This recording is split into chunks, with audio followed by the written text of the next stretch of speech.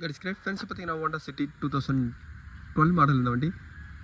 Great friends பார்த்தீங்கன்னா Honda city இந்த வண்டி வந்து பார்த்தீங்கன்னா ஒரு 2015 மாடல் இந்த வண்டி. இந்த வண்டியில் ஒரு சஸ்பென்ஷன் ஒரு நாய்ஸ் இருக்குது, அதுதான் இந்த வீடியோவில் போடுறேன் பாருங்கள் ஃப்ரெண்ட்ஸ். ஹோண்டா சிட்டி 1 கிலோமீட்டர் வந்து பார்த்தீங்கன்னா 66,000 கிலோமீட்டர் ஓடி இருக்குது. ஒரு வண்டி ஒரு ஃப்ளட்லேயோ அதேமாதிரி வந்து பார்த்தீங்கன்னா ஒரு தண்ணியில் போகும்போது ஒரு ரெயின் சீசனில் போகும்போது வந்து பார்த்தீங்கன்னா அந்த வண்டியை மெயின்டைன் பண்ணோம். அப்படி அந்த வண்டியை மெயின்டைன் பண்ணல, ஸ்டேரிங் ரேக் உள்ளலாம் உங்களுக்கு வாட்டர் என்ட்ரு ஆயிடுச்சுனாவே வந்து பார்த்தீங்கன்னா ஸ்டேரிங்கோட லூப்ரிகேட்டிங் போயிட்டு அங்கே ரேக்கோட வேர் அவுட் ஆகிடும். இந்த வண்டியோட கம்ப்ளைண்ட்டும் அதுதான். இப்போ இந்த வண்டியோட ஸ்டேரிங் ரேக்கை தான் நான் ரிமூவ் பண்ணுறேன். இந்த ஹோண்டா சிட்டியோட லோயர் ஆர்ம் ப்ரைஸ் பாருங்கள்.